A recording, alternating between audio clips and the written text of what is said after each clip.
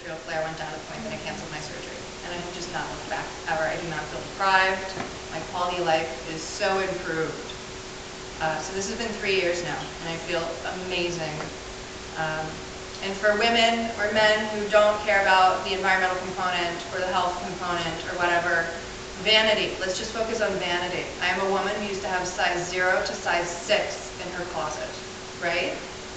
You know what I'm talking about. Depends on the time of month, depends on the season, depends on how good you were. I've had everything tailored. I weigh one size. It's a surprise when I get my period. Oh! That's it. Like, it's obnoxious how easy everything is now. So that's how plant-based worked for me as a patient, and now as a provider, I'm watching amazing things happen in my practice. Everyone from using this very strictly as they would medication as an intervention, to exploring just incorporating more, and doing that without judgment. And so I have a very open practice. I try and meet people where they're at without judgment, and align my advice with their expressed quality of life. So that has been my journey personally for plant-based nutrition, a bit as a provider. And I find that eating a plant-based diet for me helps me express ultimate personal responsibility for my well-being and health. It helps me feel like I'm managing my resource use in a sustainable way from my background in environmental studies. And it helps me personally feel like I am resonating on a more awake and alive level. I know the food I'm taking in is being grown in soil that's local to me, that's being grown with love and intention. And I mean, it's not woo-woo, this is physics. If you're taking in food that is healthy and raw and alive, you are giving that type of fuel to your cells, and you're giving yourself an opportunity to build a whole new self. And we can do that every 7 years. All of your cells are different every 7 years. So we're all in it together, and we're all capable of change. And I hope that sharing my story with you will show you that. So I think that's it. That brought us to an end. Or no, that's half an hour. Good. No, that's good, because I wanted to have time for questions. So I'm glad I didn't do the whole hour. It was about 30 to 45 minutes of talking, and then.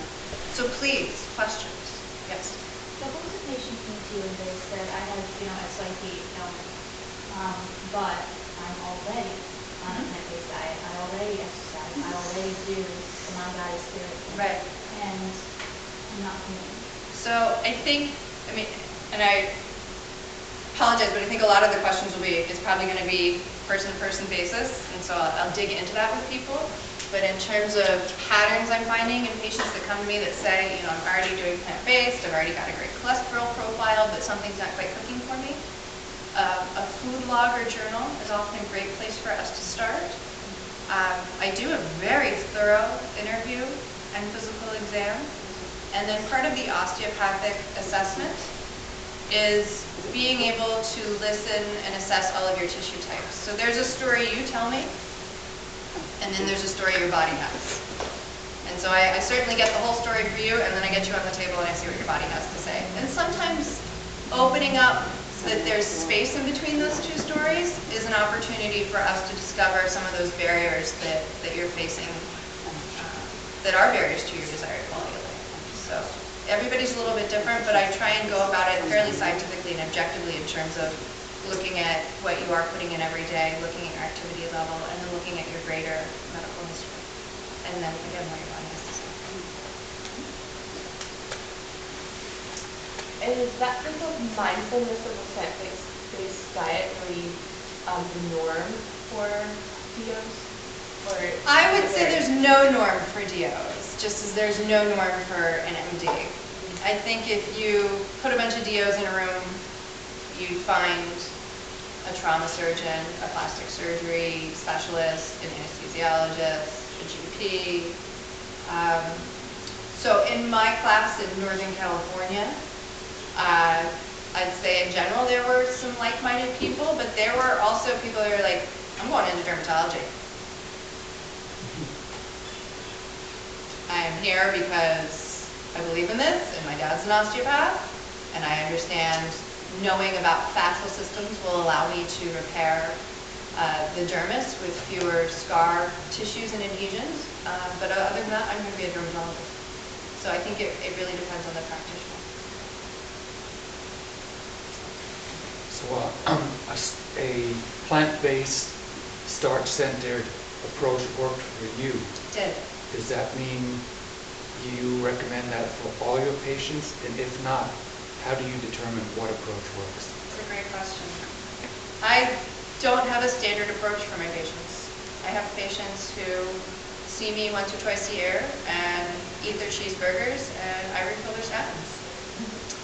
I have patients who are triathletes and ultramarathon runners, and we are doing micro changes. And I have patients kind of everywhere in between. So what worked for me might not work for you. And again, my job as your provider is to hear your story, hear what you've been doing, hear where you want to go, and present to you the most up-to-date evidence I can, and then we're going to work through the risk to benefit ratio of all of those things and find something that's consistent for you.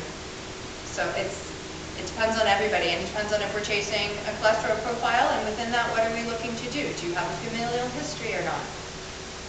Do you want to lose belly fat? I mean, there are just so many little things to consider per patient, and I try and dictate their recommendations in alignment with their goals. So does that mean there are occasions where you would recommend animal products for a patient? That's a very interesting way to put it. I don't think I'd say no. I think personally, I don't think as a physician I can wrap my head around like recommending an animal product to you.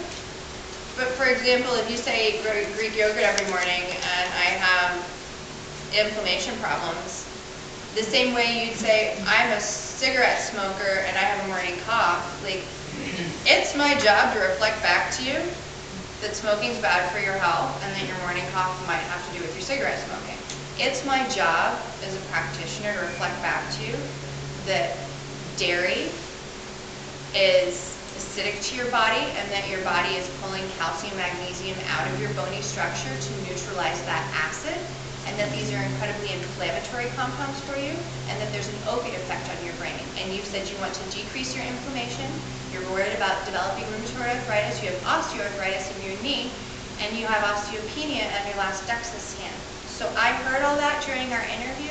You told me you eat yogurt every morning, and my job is to catch that red flag and say it's inconsistent with all of the goals you just gave me, and it's all evidence-based.